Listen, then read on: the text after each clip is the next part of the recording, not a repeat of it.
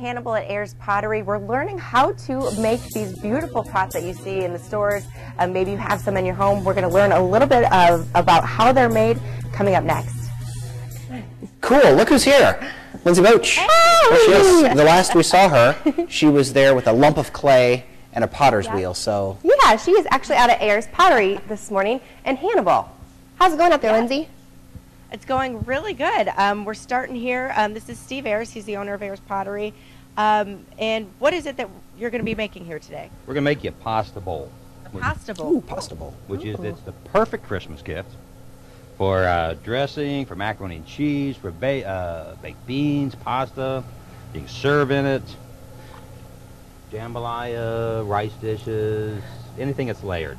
All right. So what are some of the techniques that you're doing right now? Well, what I just did was I centered the clay. The clay has to be perfectly centered so that, so that it's perfectly round. Because as you're sitting here, you're just manipulating it with your fingers. Now this step is opening. And we're just forming the bottom on the pot. And now how big will this, oh, pretty big. And now how did you get started in all of this? I started straight out of high school. I had a guy who came to my high school who was doing his student teaching and invited anybody up. He already had a studio set up in the middle of a bean field up by the Plate of Missouri, and I was the only guy who went. It was just the neatest thing I had ever seen. And so I started doing it straight out of high school. And you've been doing it for a while, too, now. You know, depending on where you count, I actually think that next year will be 40 years. Yeah, long time. Now this is pulling up the first wall. And now what does the sponge do in all of this? The sponge is just there to keep your fingers wet on the outside. On the inside, centrifugal force will keep the pot wet, and you've got to keep it lubricated. Now I'm a big proponent of making functional pots, and so anytime someone comes around here wanting to learn how to do it, and lots of potters end up in my shop, guys who are starting or wanting pointers, and what I always tell them is that taking control of the lip of the pot is the most important thing. And that's just simply because you want to have a big firm lip, because that's where the pots break from. If you got a big bowl like this and people are going to use it, I mean, it's got to be able to be banged around in the kitchen. Yeah. And now where does this clay come from? It's mostly Missouri fire clay. I have a guy in Kansas mixes it for us. We have to mix clay bodies now. They used to mine clay bodies around here, and you could get clay straight out of the ground and make pots with it. That's why all the big potteries are out in central Illinois. They're there because of the clay, but there's no industrial use for that clay anymore, so we have to kind of manufacture a clay that will work to be able to make pots. Oh, and what is that you're doing? Just making a design in the bottom? Or is that functional? Oh, that's totally design. That's totally design. Do that to that makes everyone thinks that's a sign of knowing that it's handmade because it's got that finger mark, and I've always done it in all my work. We're very, I've been told to make very masculine pots. It shows lots of finger marks, lots of evidence of the work. It's very hypnotic. And it is. It says it's very hypnotic watching it spin. Kind of is. Now, I have a pot at home, and it has those ridges in the bottom, and I thought that was actually, that it took a lot of time to actually put those ridges in, but they're actually finger marks. I did not know that. Now, we'll cut it off this bat, really cool. and it'll sit for a day. We'll flip it upside down, trim the bottom, put handles on the side of it. Takes about a week to get all the way through the process, week to 10 days, getting it dried, getting it fired. Cool. Well, I'm thoroughly impressed. That's really cool that just came from a lump of clay. That's really neat. And watch it. If you've never seen it, it goes way faster than you would think it does. And if that was all there was to do to run my business, I'd be rich, because that part's really fast. And I would probably join the pottery profession if that's all that it was. Right. But we're going to learn a lot more from you here coming up later on in the show, so don't go anywhere. Really cool stuff coming up. Good, because I have a lot of questions today. Good. That was awesome. Very, like I said, hypnotic, and just kind of really cool to sit there and watch it go from a lump to this nice big platter. I know it takes a while to dry and kiln. It took a few forms in between. I was surprised how fast it was before it, ended up into a bowl. I know. So, very cool. Really cool. All right. We will check in with you in a little bit, Linz. Well, here are the two pasta bowls that Steve made earlier. Now he's working on a plate or a platter that's going to look like this. We've got the handles here. We're going to put those on coming up next.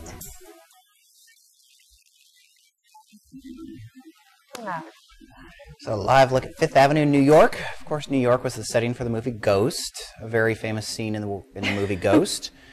Unchained Melody by the Righteous Brothers, playing as Patrick Swayze and Demi Moore made pottery. Yes, that's all they made, though.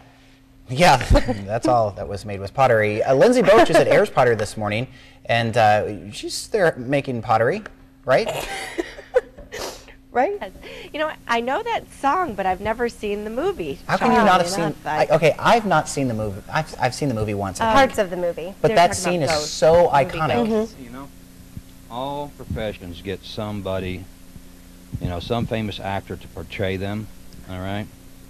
Potters were lucky enough to get Demi Moore in a wet T-shirt. There you go. We got Will Ferrell shirtless. Yeah, I was going to say. All right, so he's putting the handle on here, and explain a little bit about the technique that you're using. Well, I hand pulled the handle, and we're just we're trying to make art here. Is what we're doing. Whoa! See that just broke it up there, but that won't hurt us. Okay. And we're gonna keep that from sticking there.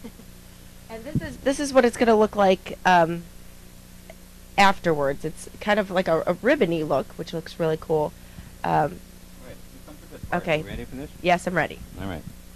What we're going to do here is we are going to shape that guy, and we're going to sit there and open that up like that. And you cut the under part out. Cut the under part out already, because otherwise it will look like that. Yep. And we are just going to shape that up there and stretch that out and get that back flat like that. And one of the tools that you were using is a fork, which is pretty cool. Yeah. And a fettling knife, which went somewhere. There. My favorite fettling knife for 25 years was, I hate to say it, was a plastic steak knife that I stole from the Sirloin Stockade back when I was a student in college. Filed it down to the shape that I wanted it. Now, are you getting that?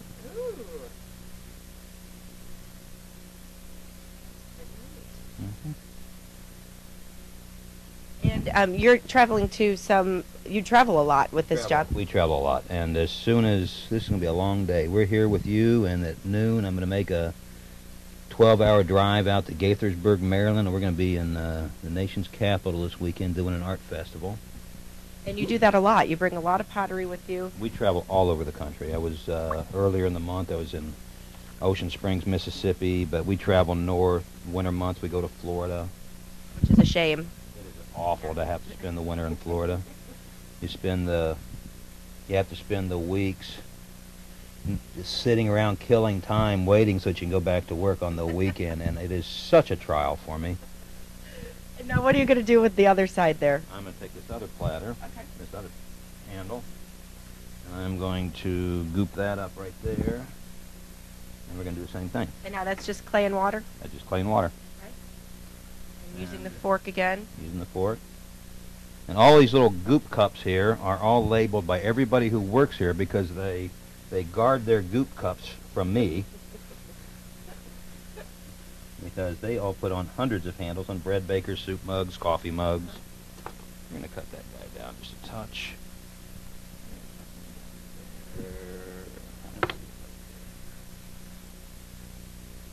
And now, are there any specific techniques you use to get this ribbony?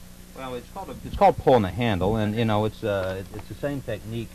You know, thousands of people do. It's just one of those, like most of what this job is. It's a learned skill. So, you know, I'm better at it than most. Well, you've been doing it for 40 years. 40 I years. would hope that you were better than most.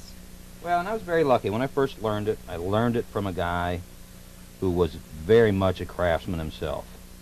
And, you know, you have to learn. I mean, you have to learn. I don't care what it is you do. Doesn't matter what you do. Whenever you do what you do the next one that you do, try to do it better than the last. I mean, so many people, I see potters who spend their whole life making dumpy pots. And I don't care what it is you do. Make the next one better. Constantly work to improve what you do. And that's how you grow. That's how you keep them getting stale. Well, everything here in the shop looks really, really neat. I was looking around and I have a few Christmas gift ideas. Hopefully, Mom and Dad, you're not watching this.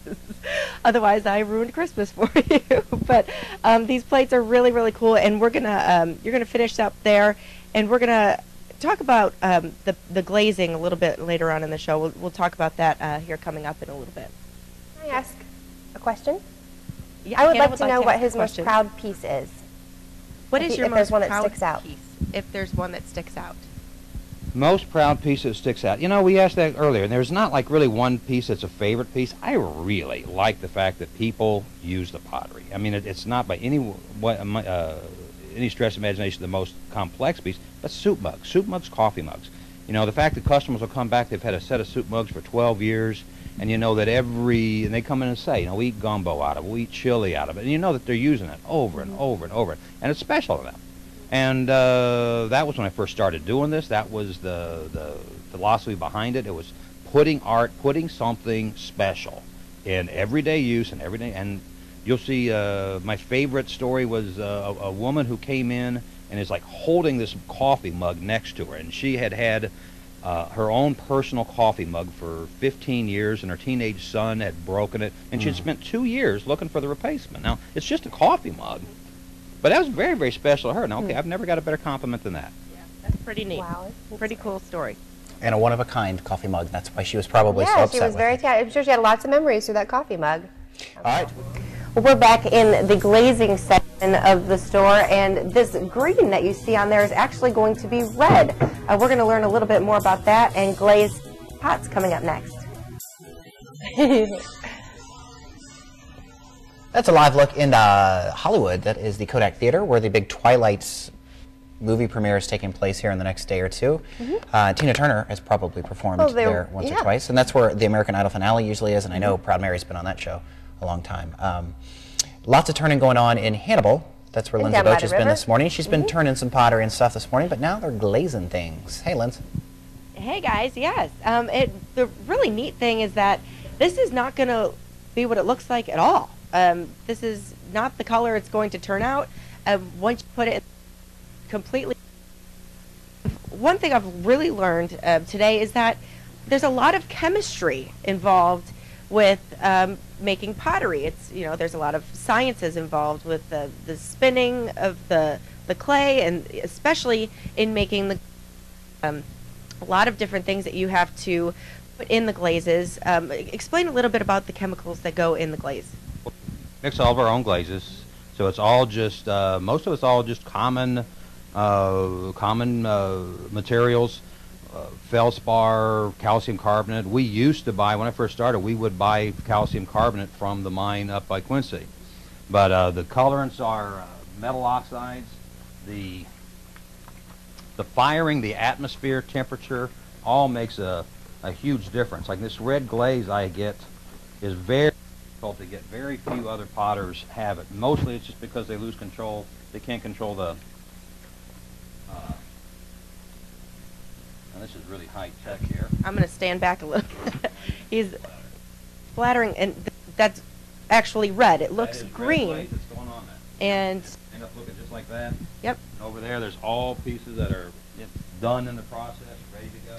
And here's another one that has a little splattering technique, very high-tech Dawn bottle that you're using here, but really, really neat. This is another one that's been glazed, but again, these will come out looking absolutely nothing like it. This dark red color, I'm not really sure. What color is this one? This is brown. That's brown. Okay, so that will be brown, but this will be red. And all the buckets are empty because they've been traveling a lot. They would normally be filled all the way to the top, but this is the busy season, and anyway, this is blue. And it looks like a dark gray, Yeah. but It's got cobalt oxide in it for the colorant. And lots of the chemicals you use are actually in your household products. One of the we use bentonite to keep glazes from suspending. It's a clay. Bentonite is what they use when they make mud in oil drilling rigs. It's also the active ingredient in Clearasil. Kaolin is a clay. Kaolin is kaolin and you can, that works. And now, after you're done glazing this, what's next for this piece of pottery? Everything fires twice. We're going to get the final shot on this. Everything fires twice. The paint color is called bisque. After it dries, after you make the piece, after it dries, we fire it up to bisque. That just makes it so it's hard enough that you can handle it. It also makes it porous, so that when you dip it in the glaze, it sucks all the water out of the glaze and adheres the clay to the side. Then we put it in the glaze kiln.